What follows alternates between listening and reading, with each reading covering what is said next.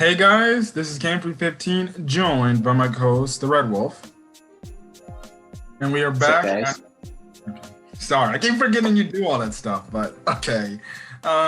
Yes, we're back at it again with another Dr. Stone review. We want to issue a apology. This video should have been up yesterday, but because of, well, problems in personal people's lives. Don't expose me. Don't expose me, please. We couldn't do it, and we want to do this together. But anyways, we got a very good episode of Dr. Stone here. I guess they make somewhat what is called, I don't know what you call it, a freaking train or a car or automobile. Let's call it a train, because by the end of the episode, they're pretty much comparing it to a train. Yeah. And our boy Chrome and Magma, they're still okay. Well, Magma gets out Chrome. He kind of gets captured. And is there I guess, traitor amongst Tsukasa's group that might, I don't know, turn? We'll just have to find out. But this was a good episode. Very much enjoyed this episode. So let's talk about it. Now, obviously, after Senku gets Nikki to join their side, she goes on to say, well, like, okay, yeah, that's great, but you're planning on trying to turn people against Tsukasa. Well, funny enough, it might be harder than how it says it is, because one, you have Tsukasa have about, I think, almost 4 or 5 guys who are considered his right-hand men. Yes, I guess. Which is obviously that one guy we see with the spear. I forgot there was one other dude, and then obviously Ukiyo, who is the archer and stuff like that. Now, Nikio goes on to say that Ukiyo has the greatest impediment to the plan because he can hear like crazy, and the reason why we get an understanding why he can hear like crazy is this guy was essentially like, I guess you could say, in the Navy, essentially, and what he was doing is he was essentially a sonar type of person for a submarine, which is pretty cool. So this man Tsukasa recorded essentially a war veteran. Yeah, basically. Now, it's gonna be really tough for Senku. Now, I know he's smart, but he's gonna need a lot more brains this time. Yeah.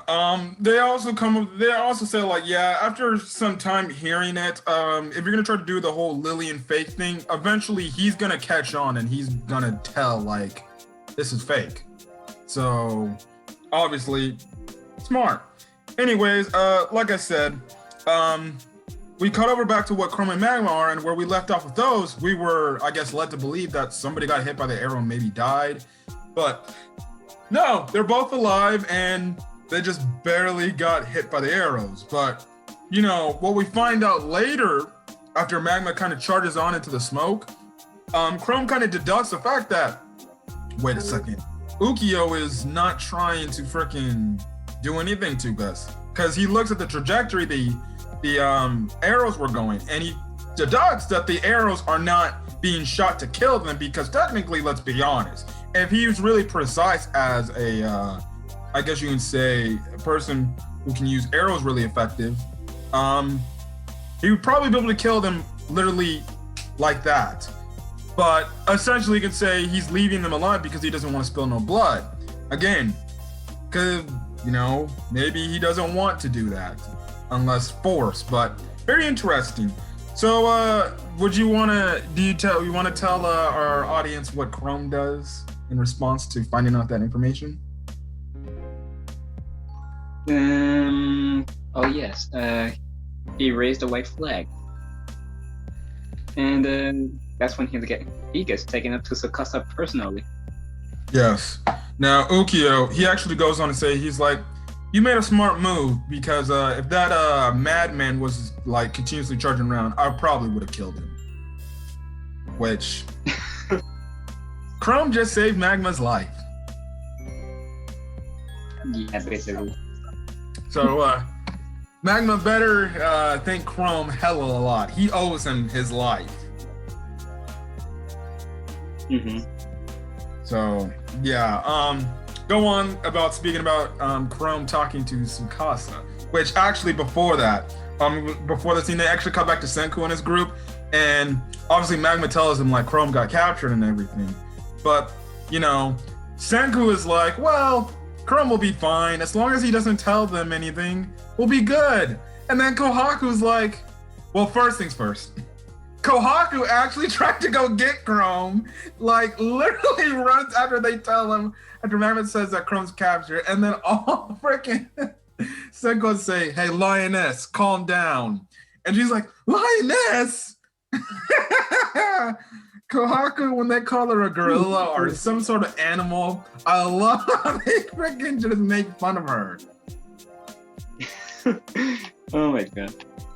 But speaking about that, as they're talking, Kohaku brings up a point. She's like, really? You really expect Chrome to keep his mouth shut? It's Chrome, for crying out loud. Then the whole mood of the room's like, shit. We should pick up the pace. Oh my goodness. All the reactions was so freaking hilarious because they had that face look like, oh, we're fucked. So, you mind telling the audience with Chrome's interaction with the Tsukasa army? Yeah. He's all like, he's all saying stuff like, let me show you the incredible power of science and all that stuff. And he's like, colorful flames, whatever. And they're just looking at them like,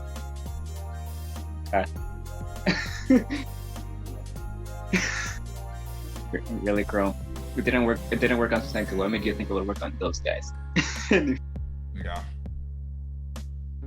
Anyways, Then Chrome got taken over to the waterfall where they threatened to drop him to his death.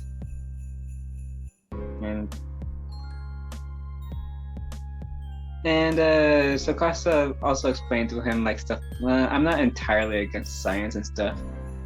In fact, we use some scientific stuff in our stuff. Oh. Technically, all the science they're kind of using is just fire. Yes, I had to stop saying stuff. And they left him with two options, like join them or fall to his death, pretty much. Yeah, or essentially expose what they're doing. Yeah. Oh, and one more thing, which can be a kind of good talking point. Tsukasa also goes to mention like the reason why he's doing the way he's doing is because he doesn't want. Well, we kind of already know this from season 1, and why he kind of went against Senku. Thing is, he doesn't want science to be used to like essentially, get to the point where we are today, where sometimes science can end up starting wars and all this other stuff and things like that. And yes, I can understand his fear because everybody should be scared. If you had a chance to restart the whole world from the very beginning again, and you have a very scientific guy, you would wonder, what are his ideals? What is his thinkings? Is he all about using science as a warfare type of tactic? Is he about using science for the good of the people? I can understand his, his fears, but at the same time, we know Senku, he's not like that. Yes, he comes up with crazy stuff in his head all the time, but he has a good heart at the end of the day, and I don't think he'd be that type of person that'd be like, yeah, let's start a war. Because we know from last week, when you talked to Rui, he doesn't want to have any bloodshed.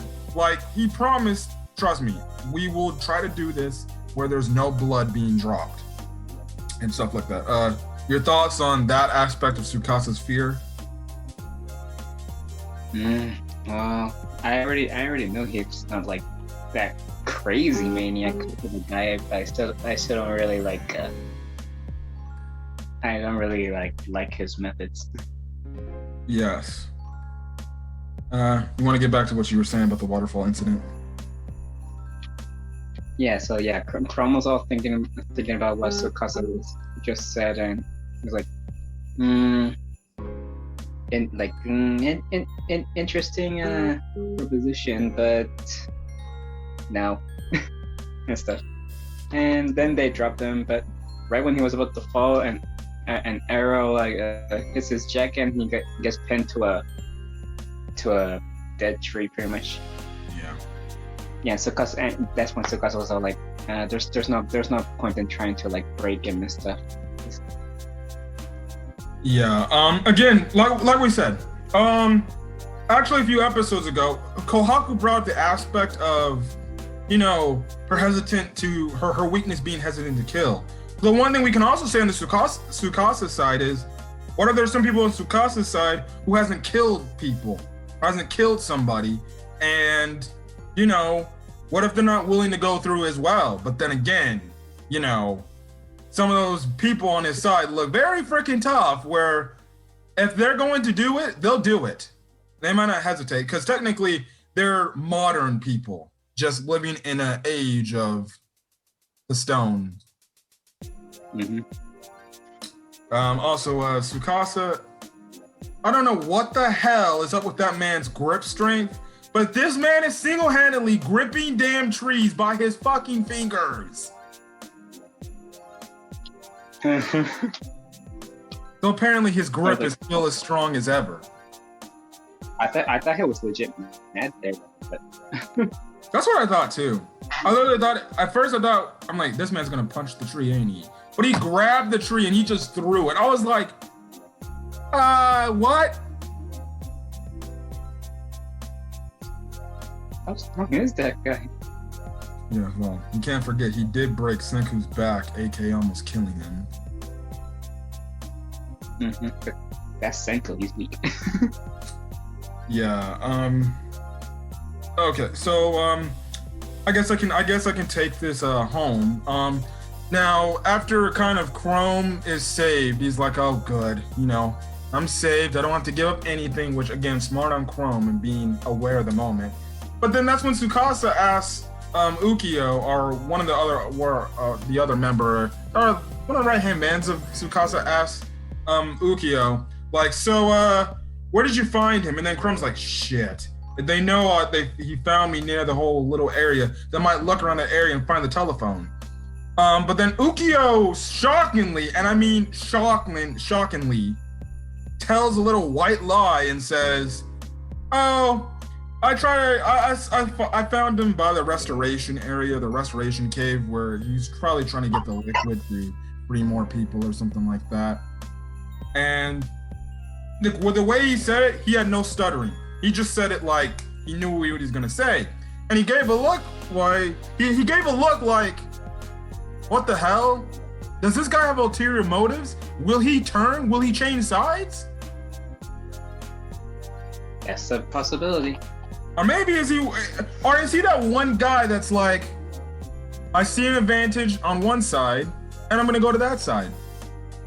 He could very much be that type of person. Very much. Where he'll only take advantage that will only benefit him in his best interest, which is obviously staying alive. But again, we have no hint to know that Tsukasa might be doubting him. Maybe we'll see in the next couple of episodes, maybe he'll have somebody start spying on Ukyo to make sure he's doing what he's supposed to be doing. So who knows? Also, like I said, Senku and company, they've made a plan to go free Chrome. The best way to do it is to go to the Tsukasa army and kind of make a basic operations near it. Two, also the winter's about to end, and we all know that when the winter ends, Tsukasa's army is going to be coming after them. And they definitely cannot be waiting. So what they do is they're going to take all their science gear, essentially make a camp, and essentially do their work and be ready and prepared, just in case Tsukasa's army makes, I guess, immediate attack. But the thing is since Senku has so many friggin' items of science they have to carry, and it's a pretty long distance, eventually it comes up with them creating an automobile. Now, funny enough, they advertise it as like they're making their first car, But by the end of the episode, when they showed their little Industrial Revolution cutscene, it looks more like a train, which it honestly does look like a train because it's releasing black smoke and everything. And you got your little thing they can put their stuff on and eventually take their science stuff and build their camp. But I thought it was another solid episode. I definitely can't wait to see what's going to happen next. So, yeah. Well, I guess we said all we can say, so we're gonna get out of here. So if you guys like the video, leave a like, put in the comment section your thoughts on this Dr. Stone episode, as well as hit that subscribe button to get more Dr. Stone content. Again, sorry for getting this video a day later than it should have already been. We tried to maybe do a recording late last night, but the time didn't function for us, but we're getting it done now. It's going up today on Friday, but regardless, hopefully you guys enjoyed the video. And another thing I gotta say, tomorrow will be my first gameplay of a video game. I'm not gonna say what it is. It's just gonna be a shocker. And yeah, so look forward to that. So have fun with that. So yeah, that's all I gotta say. So till then, guys, hopefully you guys are having a great rest of your day or night, wherever you're at. Hopefully you guys are staying safe out there, and we'll catch you guys on the next video. Till then, guys, peace. Peace.